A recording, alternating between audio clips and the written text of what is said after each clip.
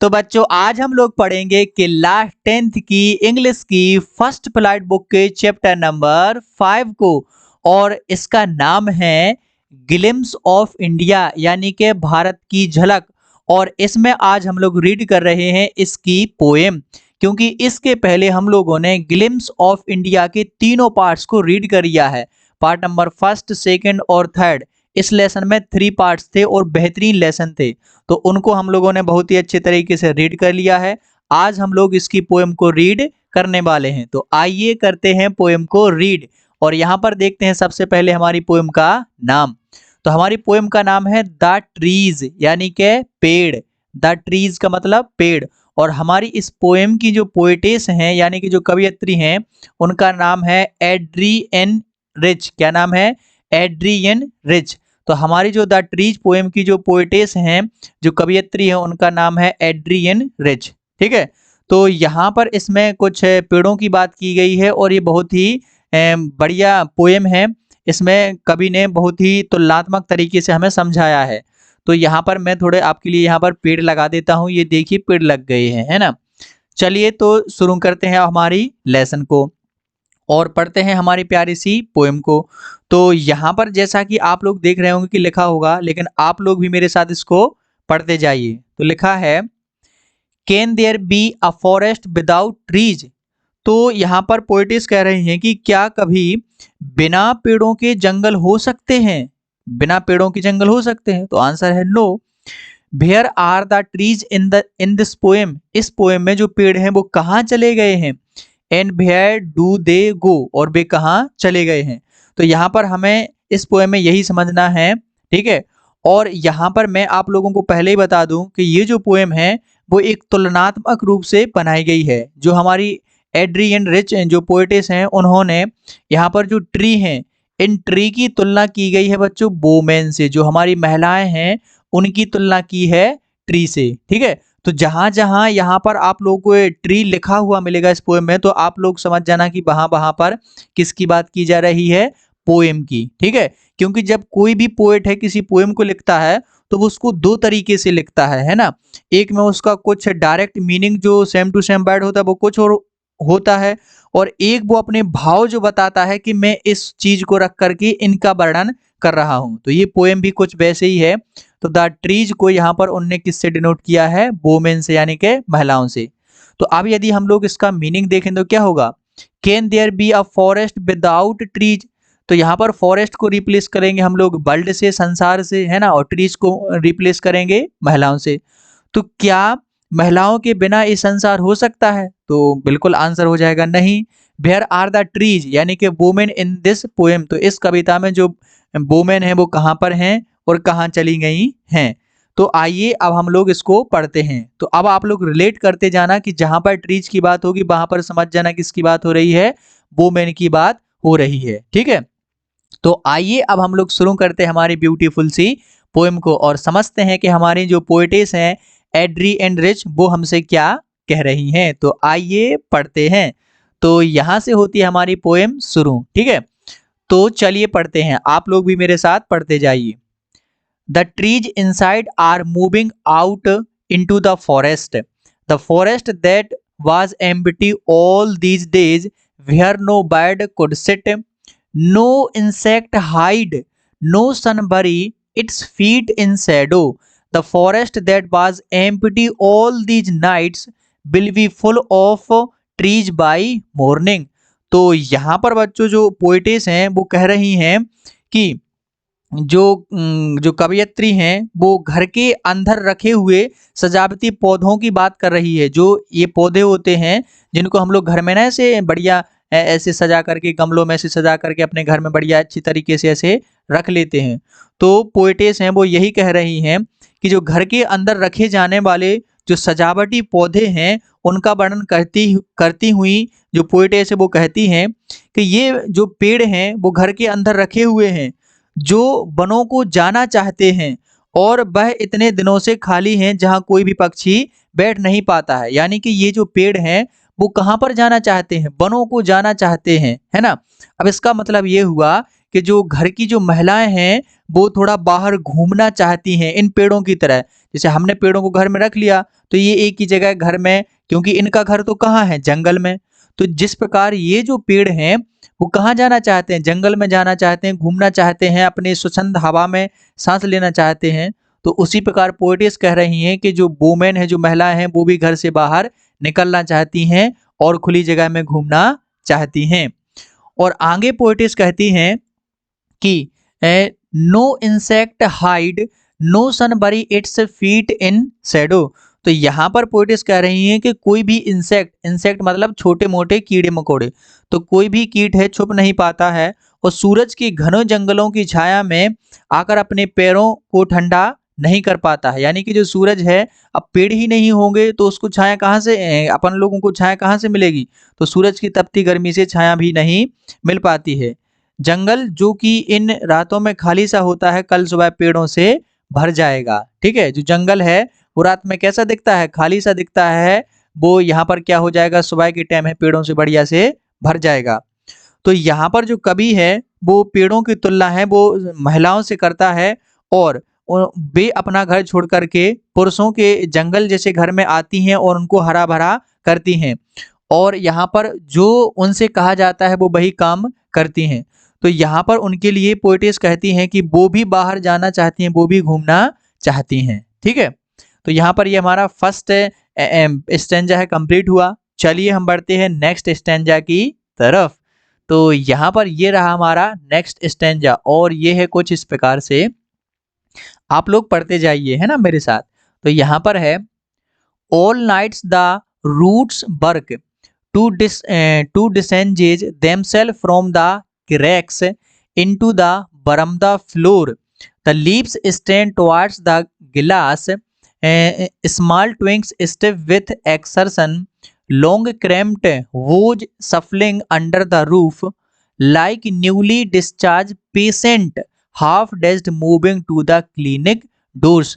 तो यहाँ पर न्यूली डिस्चार्ज पेशेंट, यहाँ पर देखिए बहुत ही कवि वर्णन करते हुए कहती हैं कि कवि जो हैं वो खूबसूरती से सजे हुए पौधों की तुलना वो महिलाओं से करते हैं और बता रहे हैं कि पूरे दिन पर जो जो महिलाएं होती हैं वो पूरे दिन काम करती रहती हैं और रात में जब आराम करती हैं, यानी कि जो जैसे जड़ें होती हैं ना, वो जड़ें हैं सारी रात भर क्या करती रहती हैं, बाहर निकलने की कोशिश करती रहती हैं। कहाँ से, यदि कोई पेड़ है जैसे वो किसी दरार में ऐसा उग जाता है ना, कोई पेड़ है ऐसे दरार में कहीं पर उग जाता है, तो ये हमेशा बाहर निकलने की कोशिश करते रहता है। तो इसी प्रकार से यहाँ पर पोएटिस कह रही हैं कि पूरे दिन व्यस्त रहने के बाद जब भी रात में आराम करती हैं, जबकि उसकी जो जड़ें हैं उनका दिमाग है वो आने वाले कल के लिए तैयारी करते में लगा रहता है। यानी कि जो पेड़ होता है तो ये पत्तियां हैं, सारा दिन भोजन बनाती रहती हैं, काम करती रहती हैं। ठीक है, अब ये रात में ये जो पत्तियां हैं वो क्या करने लगती हैं, आराम करने लगती हैं, लेकिन इसकी जड़ें हैं वो रात भर क्या करती रहती हैं, काम करती रहती हैं। तो उसी प्रकार जो महिलाएं हैं कि वो दिन भर काम करती रहती हैं, दिन भर क्या करती रहती हैं, कार्य करती रहती हैं, और फिर रात को वो सोच रही होती हैं कि अब मुझे सुबह क्या क्या काम करना है, कौन कौन से मुझे काम करना है, वो सब सोचती रहती हैं रात भर। यानी कि उनको कहीं कहीं भी थोड़ा सा कोई चैन नहीं है। ठीक है, और आगे है, the leaves stand towards the glass, small twigs stiff with exertion, long cramped boughs shuffling under the roof. तो यहाँ पर पोएटिस कह रहे हैं कि जो पत्तियां हैं वो प्रकाश के लिए शीशे की खिड़की की तरफ आगे बढ़ती हैं। यदि किसी घर में अपन लोग क्या पेड़ रख देते हैं ना, तो उसकी जो पत्तियां होती हैं वो जहां से सूरज का प्रकाश आ रहा होता है उसी की तरफ बढ़ती हैं।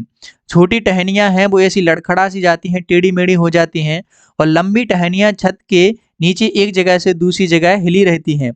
इन इनकी शाखाएं हैं उन मरीजों की तरह लग रही हैं, उन पेशेंट की तरह लग रही हैं जो अभी अभी अस्पताल से उन्हें क्या, हॉस्पिटल से उन्हें छुट्टी मिली है, उसकी तरह जो नई नई पत्तियां हैं वो लग रही हैं, और जो कि कुछ परेशान सा होकर के किसी क्लिनिक के दरवाजे की तक जा रहा हो, है ना। तो यहाँ पर पोएटिस कह रहे हैं कि जो जैसी पत्तियां हैं ना, जो पत्तियां सूरज के प्रकाश की तरफ आगे की ओर बढ़ती हैं, उसी प्रकार जो महिलाएं हैं वो भी अपने अपने जीवन में कुछ करना चाहती हैं और वो भी आगे की तरफ बढ़ना चाहती हैं। तो यहाँ पर पोएट ने जो छोटी-छोटी जो पेड़ों की शाखाएँ होती हैं, उसकी तुलना डिस्चार्ज पेशेंट से की गई है। जो हॉस्पिटल से निकलने वाले जो नए-नए पेशेंट होते हैं, उनसे यहाँ पर शाखाओं की तुलना की गई है। ठीक है? तो चलिए पढ़ते हैं इसका नेक्स्ट स्टैन्ज़ा और देखते हैं कि वो आगे क्या कहते हैं। तो यहाँ पर लिखा हुआ है, आप लोग ज़रा ध्यान से सुनिए। I sit inside doors open to the veranda, writing long letters in which I scarcely mention the departure of the forest from the house. The night is fresh. The whole moon shines in a sky still open. The smell of leaves and lichen still reaches like a voice into the rooms. तो यहाँ पर बच्चों जो poetess हैं वो क्या कह रहे हैं, I set inside the door open to the verandah. तो यहाँ पर पोइटेस कह रही हैं कि वह अपने कमरे में बैठी हुई हैं। कहाँ पर बैठी हुई हैं? वह अपने कमरे में बैठी हुई हैं, जिसका जो डोर है, जिसका जो दरवाजा है वो बरमदा की तरफ खुलता है, यानी कि जहाँ से प्रकाश है वो ऐसा आता है।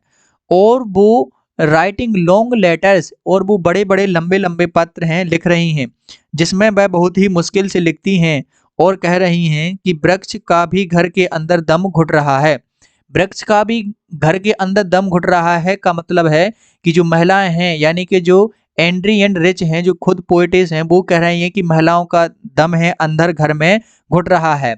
वे बाहर जाना चाहती हैं। कहाँ जाना चाहती हैं? बाहर जाना चाहते हैं, यानी कि जैसे जो पेड़ हैं वो घर के अंदर दम घुट रहा है, वो बाहर जाना चाहते हैं, उसी प्रकार जो महिला हैं उनका दम भी अंदर घुट रहा है, वो भी कहाँ जाना चाहती हैं?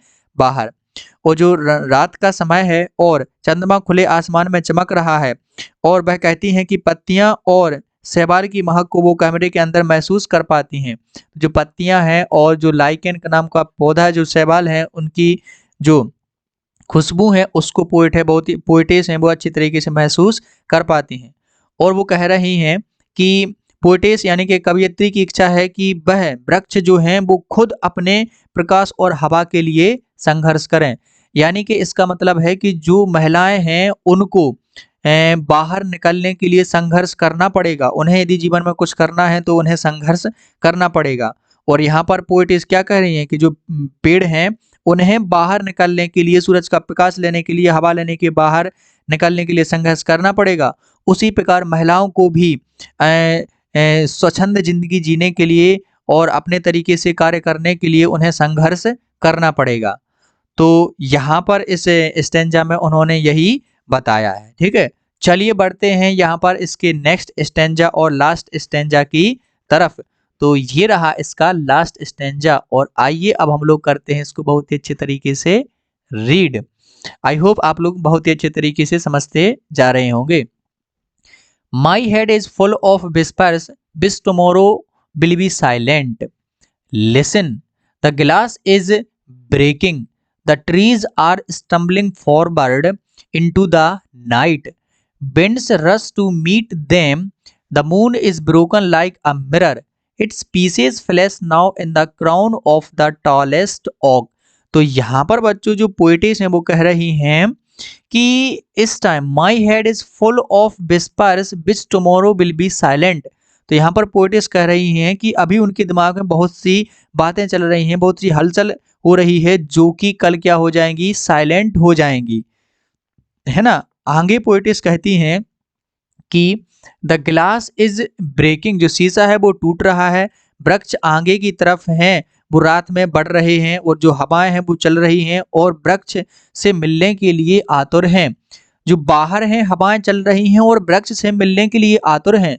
तो यहाँ पर पोएटेस ये कह रही हैं कि जो घर के अंदर जो महिलाएं हैं, है ना, उनसे जो बाहर की जिंदगी है, जो बाहर की जो स्वच्छंद जिंदगी है, उससे वो जिंदगी है महिलाओं से मिलना चाहती है। यानी कि जो बाहर की दुनिया है वो महिलाएं देखना चाहती हैं, और दुनिया भी महिलाओं को खुद दिखाना चाहती है कि दुनिया बाहर से कितनी सुंदर है। और ऐसा लग रहा है कि चंद्रमा के शीशे की तरह टुकड़े हो गए हैं, और वे सब टुकड़े हैं सबसे ऊंचा जो ओक का वृक्ष होता है, जो कि आप लोग इस पिक्चर में देख रहे हैं, यहाँ पर चमक रहे हैं, और लग रहा है कि जैसे ओक मुकुट में जड़ से ही जड़ गए हों। तो यहाँ पर पोएटेस ये कह रही हैं कि जो चंद्रमा है जो आसमान में लग रहा है उसके छोटे-छोटे टुकड़े हो गए हैं और वो एक पेड़ पर आकर के लटक गए हैं और फिर वो यहाँ पर क्या कर रहे हैं बहुत ही अच्छे तरीके से चमक रहे हैं। तो यहाँ पर ये जो पोएम थी वो बहुत ही अच्छे तरीके से हो गई है। तो यहाँ पर बेसिकली जो पोएटेस हैं उन्होंने पेड़ों की तुलना महिलाओं से करके महिलाओं की घर के अंदर स्थिति का वर्णन किया है और बताया है कि वो भी बाहर जाना चाहती हैं और खुलकर रहना चाहती हैं। ठीक है? तो यहाँ पर ये हमारी पोएम है बिल्कुल पूरी तरीके से कंप्लीट होती हुई। अब हम मिलते हैं इनके क्वेश्चन आंसर के साथ बहुत ही जल्द। तब तक के लिए आप लोग पढ़ते रहिए और मिलते हैं हम लोग नेक्स्ट वीडियो में। तब तक के लिए पढ़ते रहिए और खुश रहिए।